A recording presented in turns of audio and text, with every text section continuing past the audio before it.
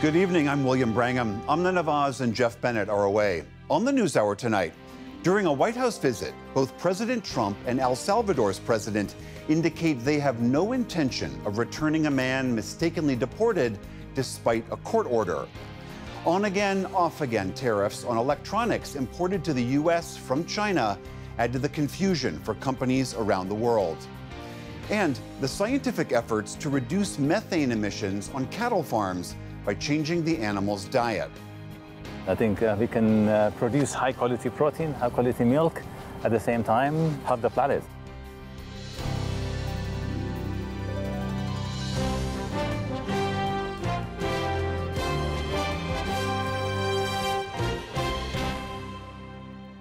Major funding for the PBS NewsHour has been provided by the ongoing support of these individuals and institutions, and friends of the NewsHour, including Leonard and Norma Chlorfine, and the Judy and Peter Bloom Kovler Foundation.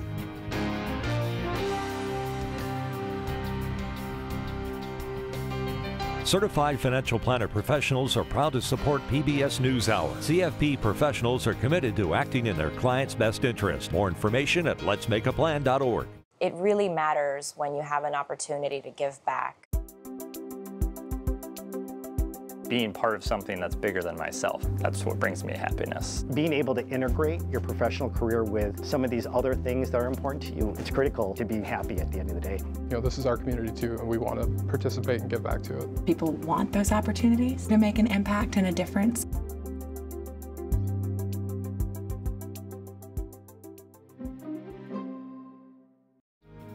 The Ford Foundation, working with visionaries on the front lines of social change worldwide. And with the ongoing support of these individuals and institutions.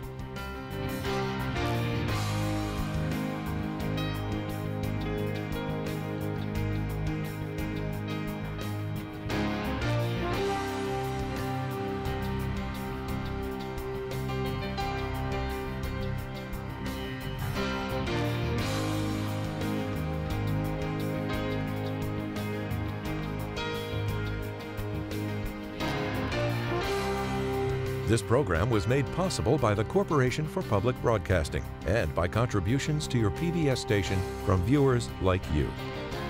Thank you. Welcome to the NewsHour. A remarkable scene inside the Oval Office today. President Trump and key members of his administration meeting with the president of El Salvador. Both governments rejecting responsibility for the fate of a Maryland man the administration admits was wrongly deported. The Supreme Court decided last week the U.S. government must facilitate the return of Kilmar Abrego Garcia. Attorney General Pam Bondi said Garcia's return is at El Salvador's discretion. He was illegally in our country. He had been illegally in our country. Right now, it was additional paperwork had needed to be done. That's up to El Salvador if they want to return him. That's not up to us. The Supreme Court ruled, President, that if, as El Salvador wants to return him, this is international matters, foreign affairs, if they wanted to return him, we would facilitate it, meaning provide a plane. But President Bukele also claimed his hands were tied. How can I return him to the United States? Like I smuggle him into the United States, or what do I do? Of course, I'm not going to do it. It's like, I mean, the question is preposterous. How can I smuggle a terrorist into the United States? I don't have the power to return him to the United States. For more, I am joined by our White House correspondent, Laura Barón-López, who has been covering the latest. Hi. Help us understand the evolving context, this relationship between these two presidents we saw sitting next to each other today. So for some background on President Bukele, he has described himself as, quote, the world's coolest dictator. And President Bukele essentially believes that when someone is president, they become the law. He's not known in his country for respecting the rights of people inside the criminal justice system. And he has been politically rewarded back home for creating these mega prisons that now the United States is sending migrants to because his voters believe that they've reduced crime. And so it is believed that President Bukele, unlike other Latin American presidents has demonstrated essentially that he's willing to imprison a number of people that President Trump sends to him, including potentially U.S. citizens, which President Trump was asked about the possibility of today. If they're criminals and if they hit people with baseball bats over their head that happen to be 90 years old, and if they rape 87-year-old women in Coney Island, Brooklyn, yeah, that includes them. What, do you think there's a special category of person? They're as bad as anybody that comes in. We have bad ones, too. And I'm all for it. President Trump, as they were entering the Oval Office, had said to El Salvadoran President Bukele that, quote, homegrowns are next, referring to American citizens. And he was asking Bukele to build 5 more mega prisons. Also, just yesterday, we should note that 10 more migrants who the administration alleges are members of MS-13 and Tren de Aragua were deported to El Salvador.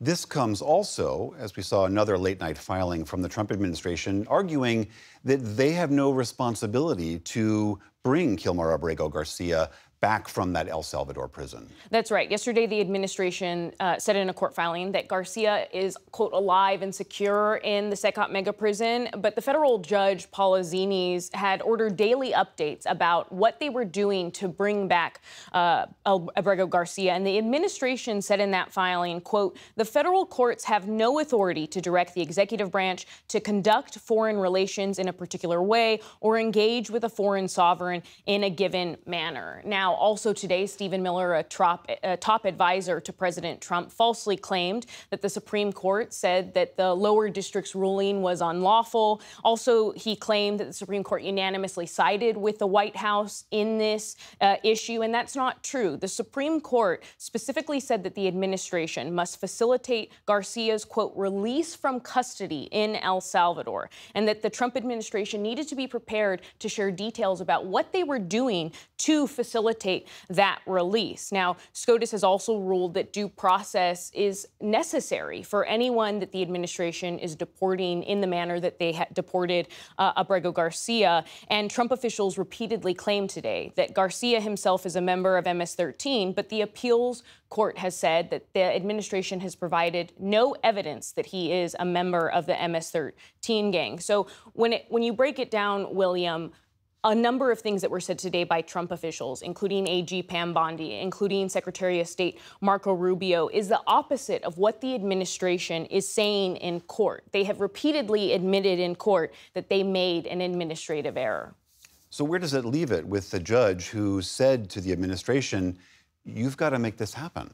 I spoke to Ira Kurzban. He's a longtime immigration lawyer, and he said that ultimately the federal judge could ask to see that $6 million contract to figure out if the administration is not telling the truth. And he also said, though, that the continued defiance of the court's orders in the Abrego Garcia case, as well as efforts to target other legal immigrants, ultimately is all about self-deportation. This is just all a political construct by Trump to scare the American people. And this is all in many respects theater. It's all designed, and even his statement, I'm going to take Americans and send them there. It's all designed to get people so afraid that they leave the United States. That's what this is really all about. Ultimately, Abrego Garcia's case could have big implications for the other Venezuelans and migrants that were deported to El Salvador. In another front on the Trump anti-immigration campaign, there was this hearing about the Tufts University student, Rumeysa Ozturk, who was detained for her alleged support of Hamas. What is the latest on that?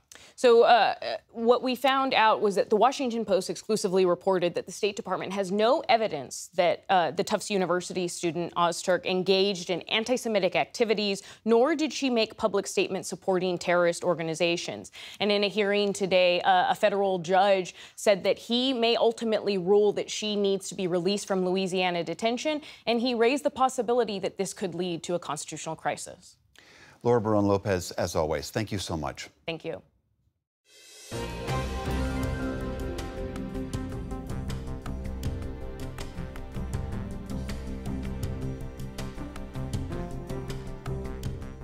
The escalating trade war between the U.S. and China is continuing to inject uncertainty into the world's 2 largest economies.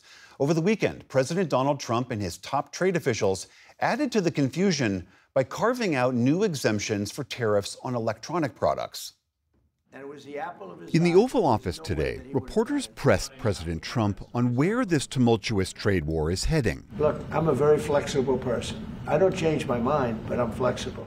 The president declined to specify what products might be exempt from future tariffs. I don't want to hurt anybody, but the end result is we're going to get to the position of greatness for our country. This morning, Wall Street opened on a high note, markets reacting positively to the weekend announcement of exemptions for smartphones, computers, and other tech carved out of the Trump administration's sweeping global tariffs.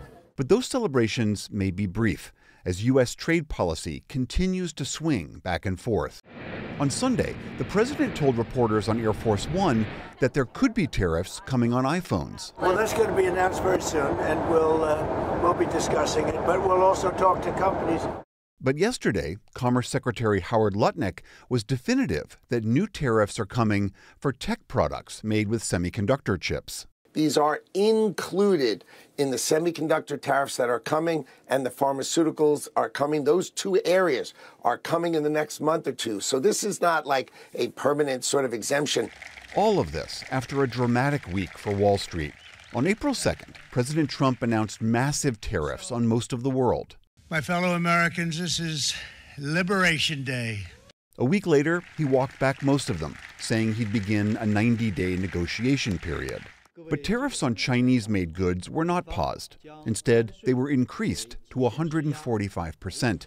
That left some tech companies like Apple in the lurch. The U.S. uses tariffs as a weapon for extreme pressure and self-interest, placing its own interests above those of the international community.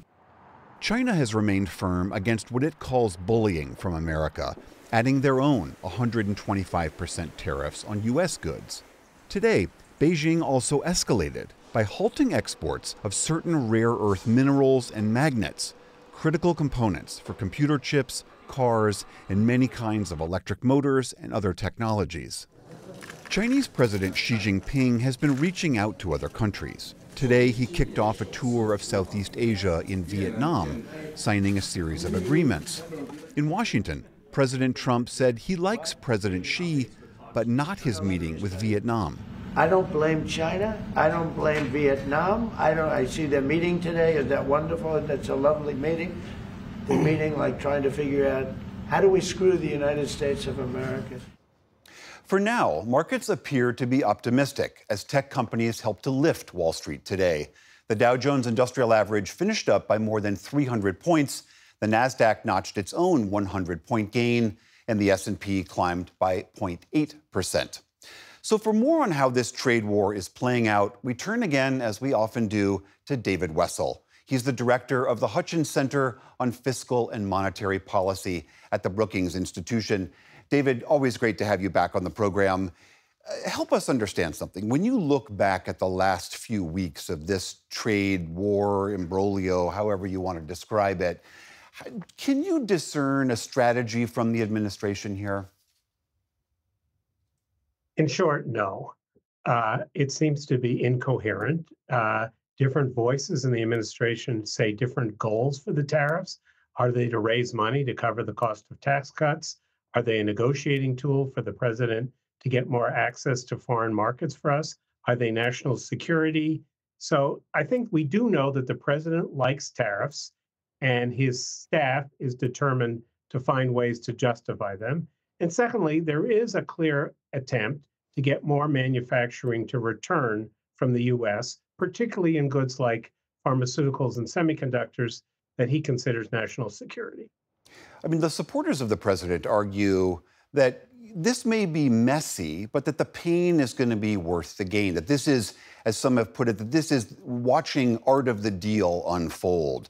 Do you see anything that is unfolding here that could be strengthening America's negotiating hand? I don't, William. I'm afraid that the president has weakened our standing in the world economy. If the goal was to put pressure on China, then one would think the tactic would have been to get allies like Canada, Mexico, and Europe on our side. So I think it's very hard. You know, Chris Waller, who's the chair of a member of the Federal Reserve Board, said today that it's the biggest shock that the world economy has seen in a long time, and that one problem is both the policy and the effects are uncertain. And that doesn't seem a great recipe for building a strong economy here. On that shock to the U.S. economy, where is that most being felt right now? Well, in our country, it's being felt, I think, by businesses and maybe some consumers just pulling back. If you're not sure what the policy of the government is going to be on the goods that you import or the parts you need to make your product, you're going to be less willing to expand. So there's a lot of talk about uncertainty. And I think what that means is if it's not clear what's going to happen, you pull back. If everybody delays, that's how we get a recession. And a lot of forecasters are anticipating a recession. One really worrisome sign here is not the stock market, but what's happened to the bond market and the value of the dollar. And basically, yields on Treasury bonds have gone up, the value of the dollar has gone down, and some people are interpreting that as an indication that the world is less confident about the safety of investing in the U.S. And that would be if that's true, if that persists, that will have long-lasting effects, and they're not good ones. You mentioned the concern over a possible recession. Polls certainly show that consumers are concerned about that. Some major Wall Street firms are the same. Do you feel that's a legitimate concern? Are we really at risk of that? Well, at risk, sure. But is it likely? I don't know. It depends. It depends how quickly the president gets his act together. And if this is a negotiating tool and we have some deals, maybe they're cosmetic, but allows him to back off. We have a 10% across the board tariffs, but that's all it is, and some strategic tariffs. If things calm down, if it looks like adults are in charge in Washington, that would reduce the risk of recession. And some depends on what the Federal Reserve does here. The Federal Reserve is in an awkward position. On one hand, tariffs will make prices go up. On the other hand, they could make the economy grow more slowly. And so they have to decide at what point do they act. So far, it looks like they're sitting on their hands. That's not going to be helpful to avoid a recession. All right. David Wessel of the Brookings Institution, always so good to hear your counsel. Thank you very much. You're welcome. I'm sorry I couldn't be more upbeat.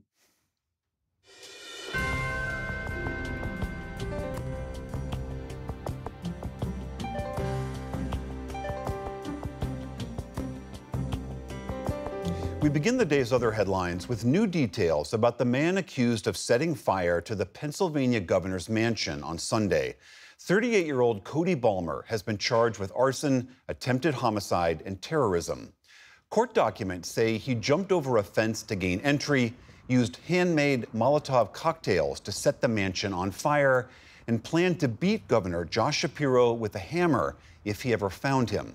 Shapiro and his family were safely evacuated. No one was injured. Authorities have not stated a motive for the attack. Shapiro said he and his family celebrated the Jewish holiday of Passover just hours before in the same room that was set ablaze.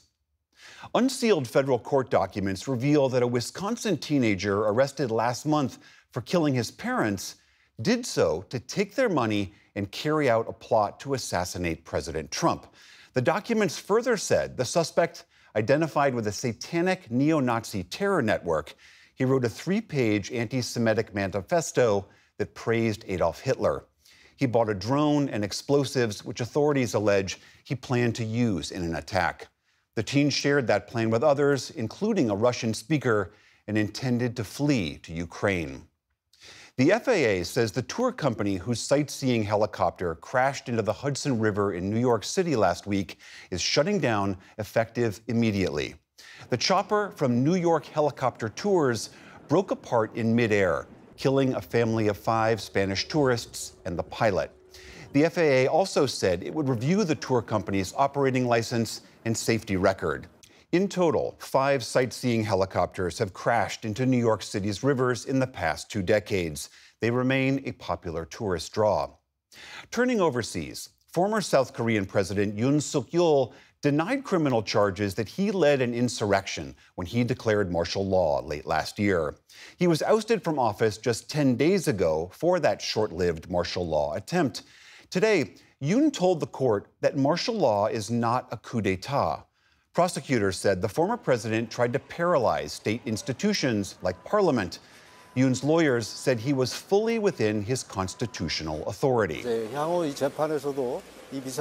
During this trial, we will fully explain why the president had to declare emergency martial law. The prosecutors are now seeing this as an insurrection.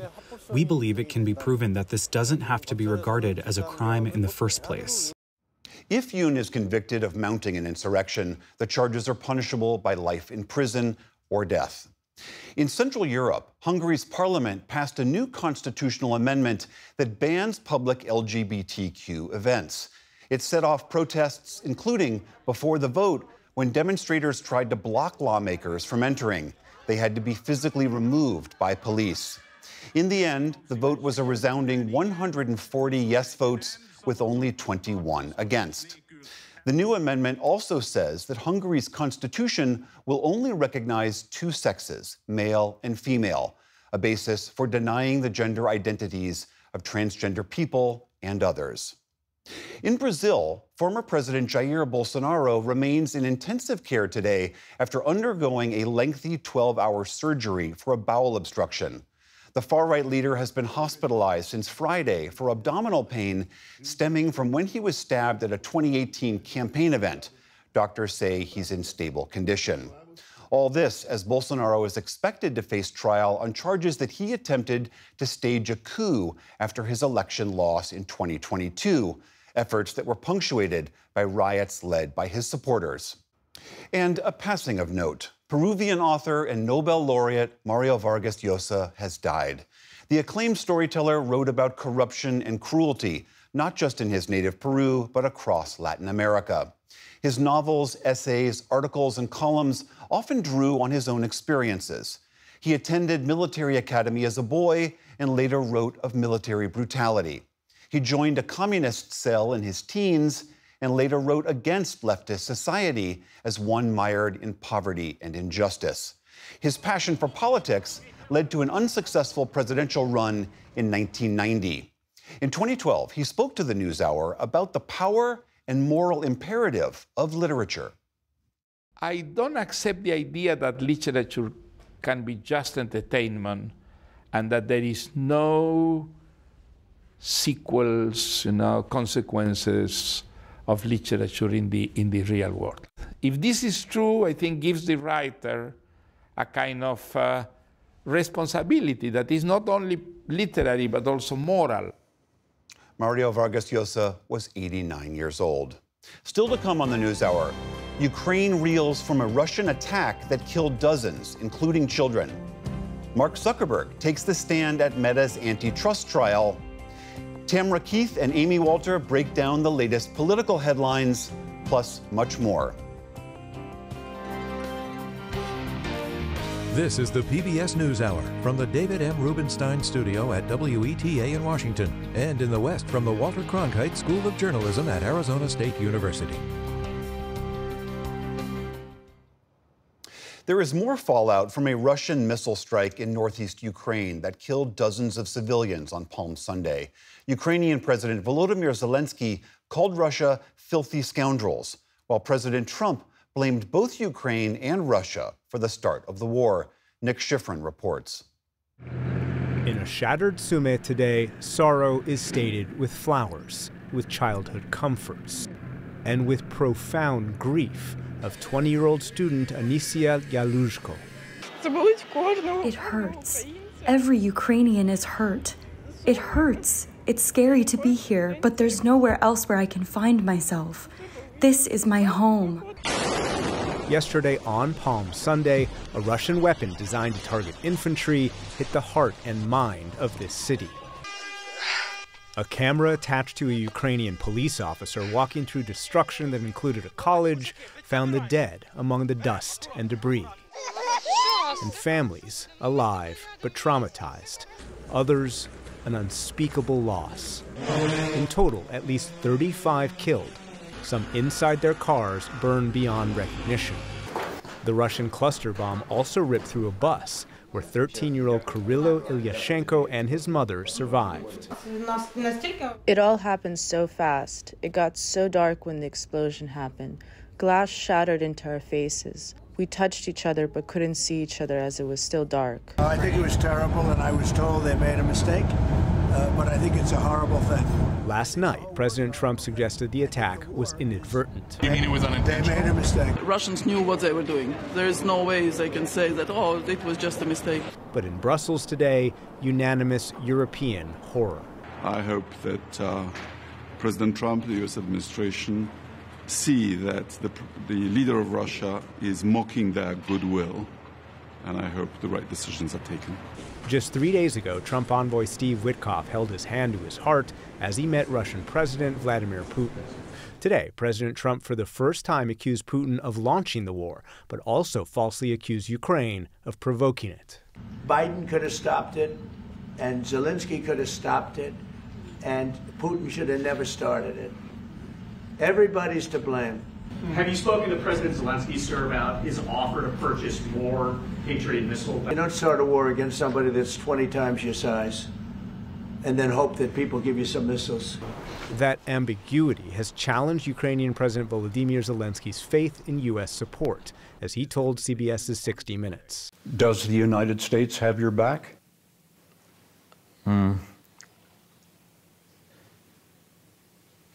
Навіть в моїй цій паузі є проблема.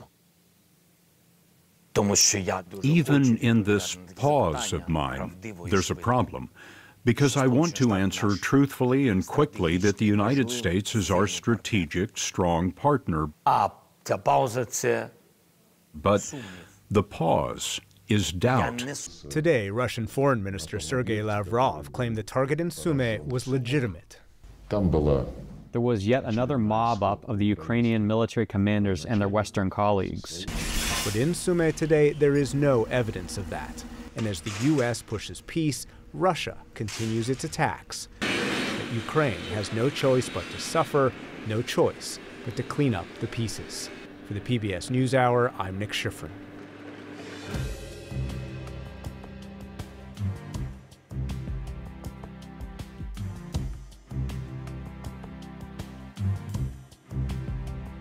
A blockbuster antitrust trial kicks off today between Meta and the Federal Trade Commission. The government alleges the company, which was then called Facebook, monopolized the social media market when it purchased competitors Instagram in 2012 and WhatsApp 2 years later. Stephanie Tsai is here to explore the potential impact of the trial. Stephanie? William, the trial, which is expected to last up to 2 months, could have major implications for big tech. If the social media giant loses, it could be forced to break itself apart and sell off both of those popular platforms, including Instagram, which is projected to make up more than half of the company's ad revenue this year. To help us understand the issues, we're joined now by Rebecca Allensworth, professor of law at Vanderbilt University. Rebecca, thanks so much for joining the NewsHour. This is a case that has been years in the making, and we know what the major battle lines already are. The government alleges that Meta used a strategy to buy or bury other startups, killing competition. Does the FTC have a strong case on that basis, that Meta has violated antitrust law? So it has a strong case on that part of the case about whether or not the acquisition suppressed competition. The weakest part of its case is actually whether or not Facebook is a monopoly in the first place, whether or not Meta is a monopoly. It has to prove both monopoly power and an act of exclusion that allowed it to maintain that monopoly power. But the problem for the government is that there are potentially other competitors that we could see as major players in this space. Meta's lawyer today called the case a grab bag that was, quote, at war with the facts and the law. We heard that Mark Zuckerberg himself testified today. What are the strongest points of the defense, and do they have to do with the fact that so much has changed in the social media landscape since this case was first brought 4 years ago? This is not a grab bag. This is definitely a strong case. So on the part of the government, it's a very strong case. As far as what are Meta's best arguments. Those have to do with market power and market definition.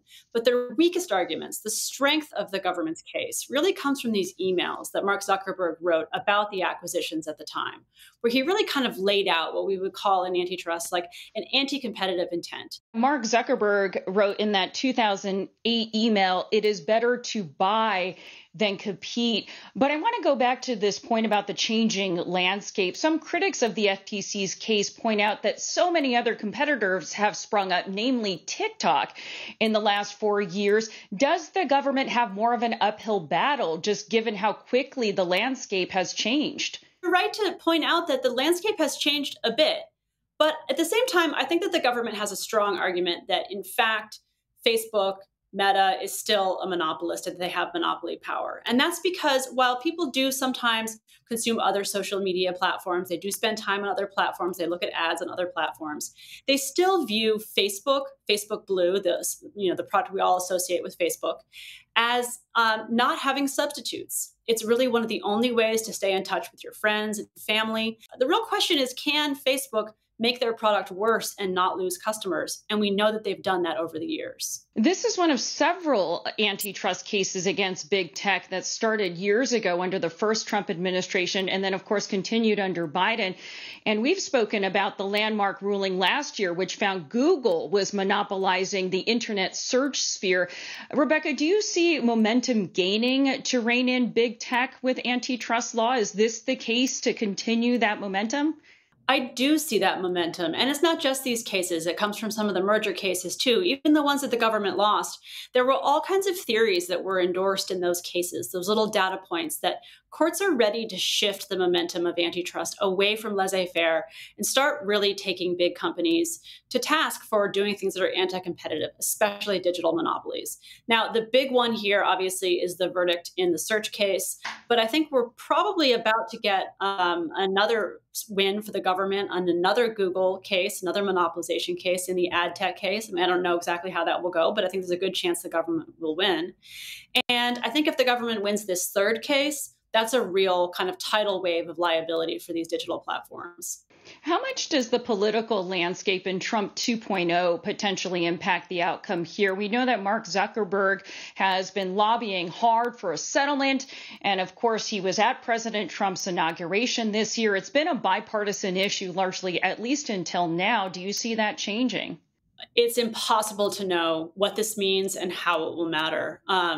It's just too unpredictable. We don't know what happened in those meetings. I think that what we know is that Trump views the FTC as being under his control, which is legally incorrect and not the way the agency was designed. And yet he, fired the two Democrats on the FTC in a strong signal that this is my agency, this is my policy. We also know, of course, that Mark Zuckerberg has cozied up to him and trying to take advantage of that control that Trump is trying to wield over the FTC.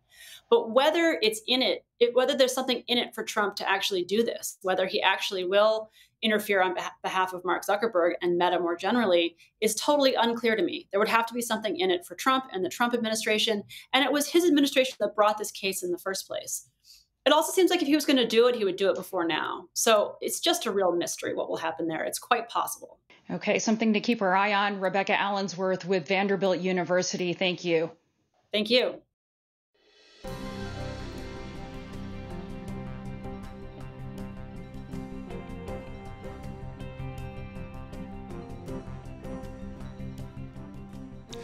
In the ongoing effort to curb climate change, scientists are taking aim at a surprisingly potent source of the greenhouse gases that are warming our planet: cows. As part of our Tipping Point series, science correspondent Miles O'Brien traveled from California to Mexico and even to Australia to explore a bold idea that could make a big impact. It's dark 30 at the Strauss Dairy Farm in Marin County, California. The cows stand patiently in line, ready for the morning milking. At the helm is Albert Strauss. I want to make a farming system that's a positive impact on the environment, at the same time producing high-quality organic food. So methane is never far from his mind. It's an especially potent greenhouse gas. Over 20 years, it traps about 80 times more heat than carbon dioxide. Dairy cows and beef cattle emit a significant amount of it. It mostly comes from their burps, not flatulence. In fact, methane emissions from livestock exceed the oil and gas industry. It's a stubborn problem, and for Albert, it threatens to derail his goal of achieving carbon neutrality by 2030. Cows have an essential role in reversing climate change. That's why in 2021, he jumped at the chance to become the first commercial dairy in the U.S. to test a novel methane mitigation solution, seaweed in the feed. He enrolled 24 cows in a 2-month trial. The things that we were testing for didn't have any effects on animal health or human health. There was no off flavors or effects on the quality of the milk or the quantity of the milk. The additive comes from a red seaweed called Asparagopsis taxiformis. It was less than 0.5% of the cow's diet, but the results were dramatic. An average of 52% reduction, with some cows over 80% and one cow over 90%. University of California, Davis animal scientist Ermias Cabreb consulted on the study. He is a world leader in the quest to cut methane emissions from livestock. I think we can produce high-quality protein, high-quality milk, at the same time help the planet. To gather data on how much methane a cow might be exhaling, they use a device called green feed. As the cows lick, chew, breathe, and belch, the gases they exhale are sucked into a tube for real-time analysis. It will analyze the contents of the breath in different concentrations of the gases. Hello, how are you? Munch. How are you? They are recording impressive results. Cows that consume just 0.25% of seaweed in their diet emit 30% less methane. We are kind of slowly introducing the higher dose now. What do you think the upward limit is? In the literature, there is a report that 98% reduction. 98% reduction. Ourselves, we've seen about 80%. And that's with only 0.5% seaweed additive. So why do cows produce so much methane? To understand that, we need to ruminate, literally, on the rumen, the first of 4 compartments in a cow's stomach. Here, microbes start the whole process of turning grass into energy. But this fermentation also releases carbon dioxide, CO2, and hydrogen, H2. With the help of a special enzyme, those molecules are converted to methane, CH4, and exhaled. But this process can be disrupted by an ingredient in seaweed called bromoform. It disables that enzyme, preventing the CO2 and the H2 from forming methane. And the hydrogen is now available to create more energy for the cow. Effective as it appears to be, a lot of it needs to be grown to make a dent in livestock methane production. That's what they're working on here in Mexico, 140 miles south of San Diego. In the tiny community of Ejido Arrendara, the U.S. startup that performed the study at the Strauss Dairy Farm is shifting into large-scale production. This is the Blue Ocean Barns Seaweed Farm. So this is called a sun tube. The senior manager of operations expansion, Hannah Reza Teretz, gave me a tour. All of our cultures start in this room and then scale outside all the way up through our different vessel sizes. Outdoors, they scale up in 17,000-gallon shallow vessels. Scientists are still learning what the seaweed likes and what it doesn't. You're trying to scale up and still understand some basic science at the same time, which is a challenge, right? Oh, 100%, yeah. It is something that makes this job very exciting. It also means that as we go, we're also going back and improving our systems every day. Joan Salwen is the co-founder and CEO of Blue Ocean Barns. It became clear that this kind of finicky seaweed was not just going to become domesticated without a little bit of a fight. The company has raised $35 million. It is in talks with some major food producers, scrambling for ways to meet carbon neutrality targets. Not one of them will get to carbon neutral without our product. And if they continue to feel pressure to make good on their promise, I feel very, very bullish. Nice one. But she does face a serious roadblock.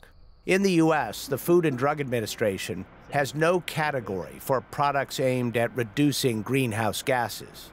If bromoform from seaweed is considered a veterinary drug, the approval process might take 5 to 10 years. Far too long, given the urgency of the climate crisis. We're a little stuck in the United States. Studies show no toxicity and no adverse effects. Australia has already approved seaweed feed for livestock. I'm going to have a Simply Grilled with cheese, please. Yeah, 2 of those, thank you. In fact, low-methane burgers have been on the market down under for 2 years. I tried one in Sydney with Sam Elsom, co-founder and CEO of the Tasmania-based seaweed producer Sea Forest. Australia didn't classify the additive as a drug, which made the approval much faster.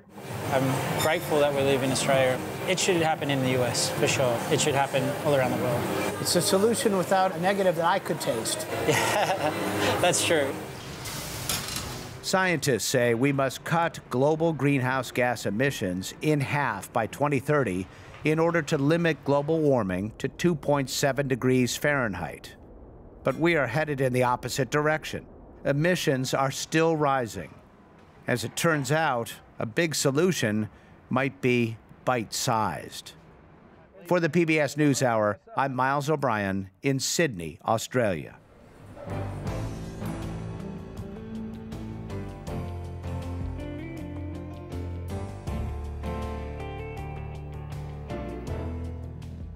The political fallout from the Trump administration's tariff policies continues, and intra-party fighting seems to be breaking out with both Democrats and Republicans.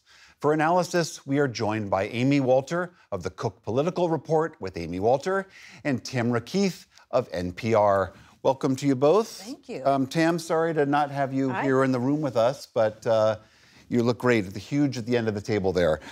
First question to you. I don't know if you heard, we had David Wessel on the program earlier talking about the economic crater that this has blown into the U.S. economy and how the future does not really seem all that clear.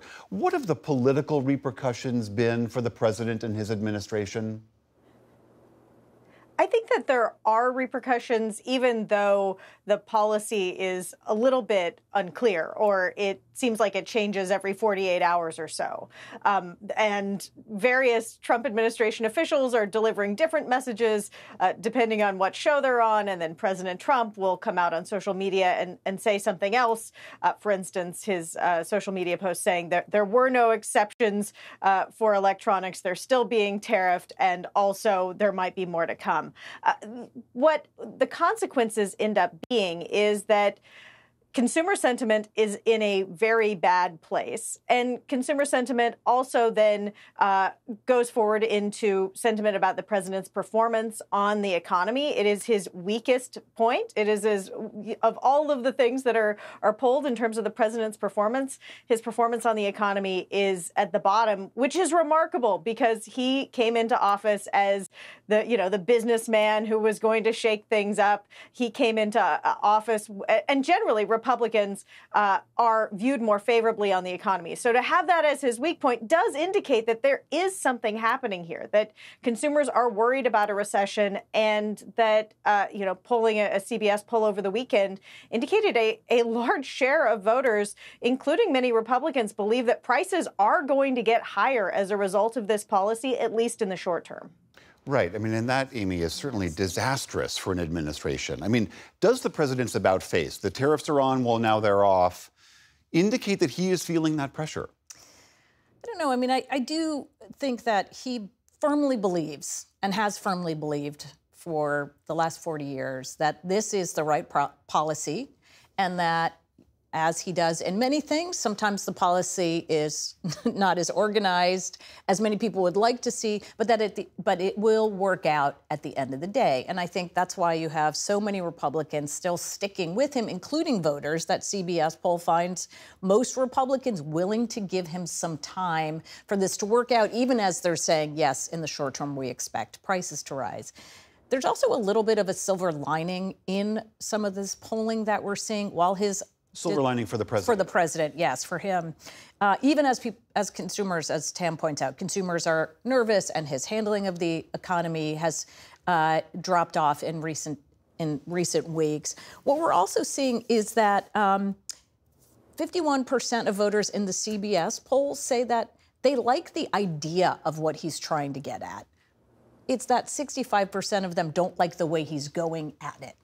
So that the idea that there's a need for these tariffs, and that among independent voters, obviously Democrats aren't giving the president any credit, Republicans are all with him. Among independent voters, more than 60% of them in the CBS poll said they're willing to wait a few weeks, months, even up to a year for these to work themselves out. And so while the chaos of it is exhausting, is taking a toll for consumers and for the president's overall approval rating, he may actually have some more time for this to get to a place that people feel like, oh, okay, either that wasn't so bad or maybe we're in a better place. Tamara, I want to pivot to the Democrats for a second and the sort of a bind that they seem to be in. I mean, on the one hand, you have Democrats that, especially state governors, who feel like they have to talk to the president to try to dodge the incoming fire of his tariffs. But you also have a base that very much wants them to fight like hell against him. And we saw that in those protests that erupted around the country recently. There was this remarkable example that happened here in Washington where Michigan Governor Gretchen Whitmer came to Washington, D.C. to talk to President Trump about this. But apparently she was dragged into a photo op that she didn't want to be a part of. And the New York Times had this incredible photograph of her basically covering her face as if to indicate, I'm not cozying up to the president, dear voters, who you want me to be hitting with a big club. Describe a little bit the bind that the Democrats find themselves in. Yeah, and I think governors in particular find themselves in a bind. You have Governor Whitmer hiding behind that folder and then just getting taken to task on social media. Not that social media is real life, but people saying, and that's the day she lost the race for president. I don't know I think that's overstating the case. But the challenge for governors is that they do need the federal government. They need federal assistance when there are disasters. They need those Medicaid payments. They need to somehow work with the federal government because that's the way our government functions. At the same time that at any given moment, President Trump could turn on them, could withhold funding, could as he's been doing with universities and going after the state of Maine, for instance. And so governors are in an incredibly challenging position just trying to govern and lead their states at this time where the president of the United States could turn on them at any moment, but where their voters, as you say, do really want change. They want a fighter. They want someone to aggressively hit back at the president. They're just a little bit stuck. Yeah. And Amy, there's also this frustration we've been seeing vented most recently by a lot of progressive Democrats challenging sitting Democrats in House races. Also, Bernie Sanders and Alexandria Ocasio-Cortez getting tens of thousands of people out on a very economic, populist, fight the president message. Right. I think what we're seeing more than anything is much more of style than ideology. Somebody I heard the other day saying what Democrats are fighting about is not to be more progressive, but to be more aggressive, especially when it comes to Donald Trump. Where that gets them, though, is the next question, because fundamentally, and this is where I think Whitmer was going, which is you not only do you have to work with the president because I'm a governor of a state, and for all the reasons Tam pointed out, you need federal assistance, but also what do the Democrats stand for economically? And that's going to be the big question going forward. Amy Walter, Tamara Keith, great to have you both. Thank you. You're welcome.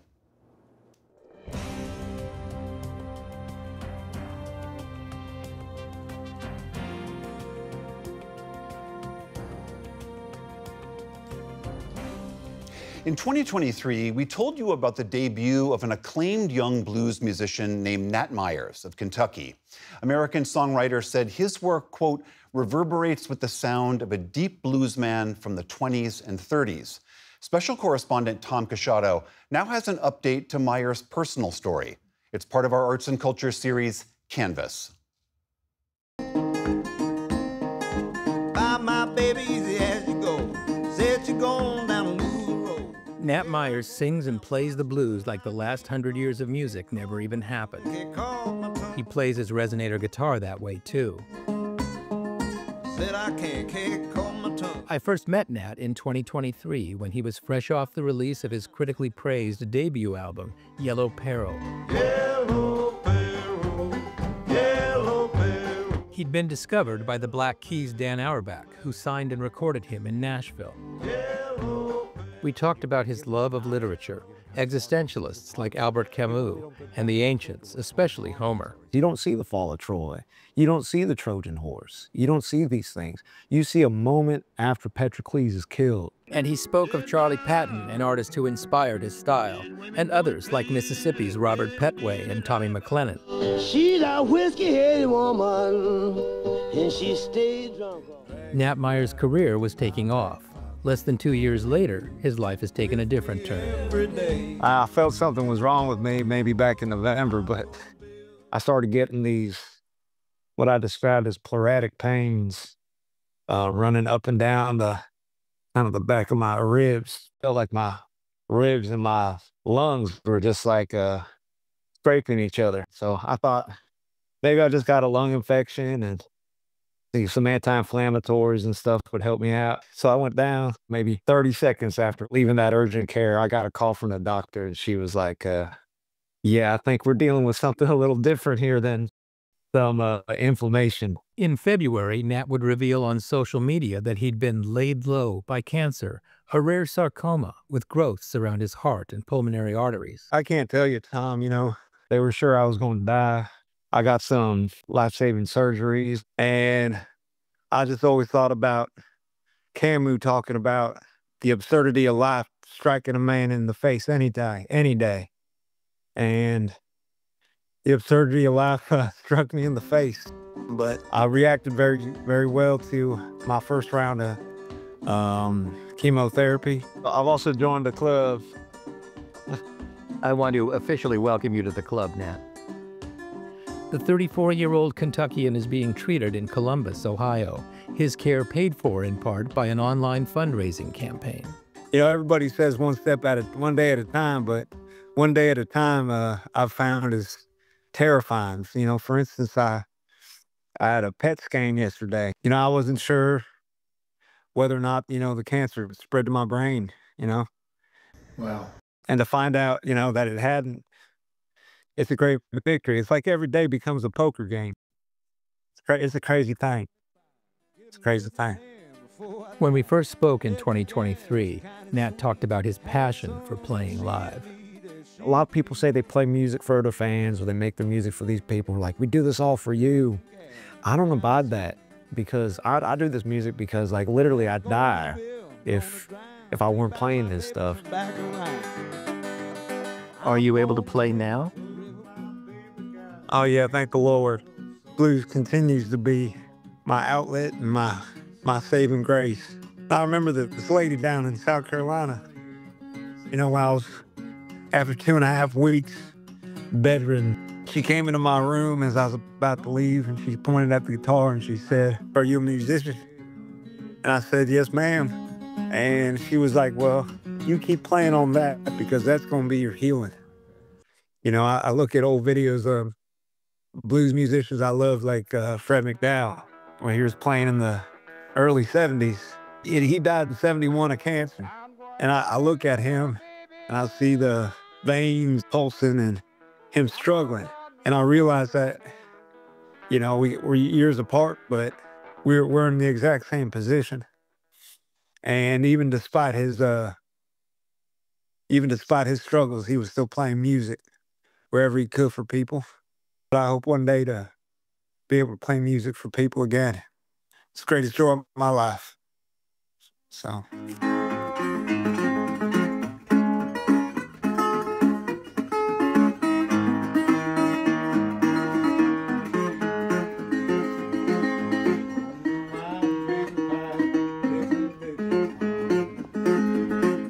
For the PBS NewsHour, I'm Tom Casciato.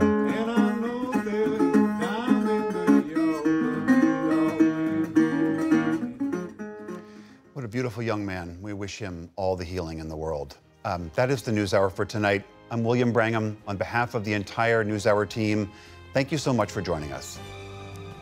Major funding for the PBS NewsHour has been provided by friends of the NewsHour, including Robert Kaplan and Kathy and Paul Anderson. Cunard is a proud supporter of public television. On a voyage with Cunard, the world awaits. A world of flavor, diverse destinations, and immersive experiences. A world of leisure and British style. All with Cunard's White Star service.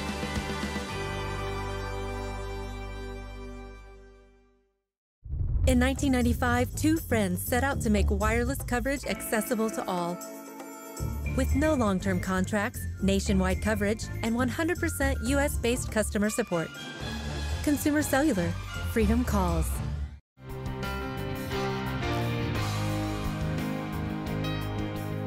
The John D. and Catherine T. MacArthur Foundation, committed to building a more just, verdant, and peaceful world.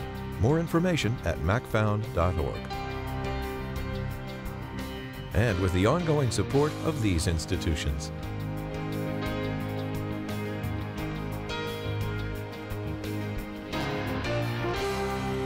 This program was made possible by the Corporation for Public Broadcasting and by contributions to your PBS station from viewers like you. Thank you.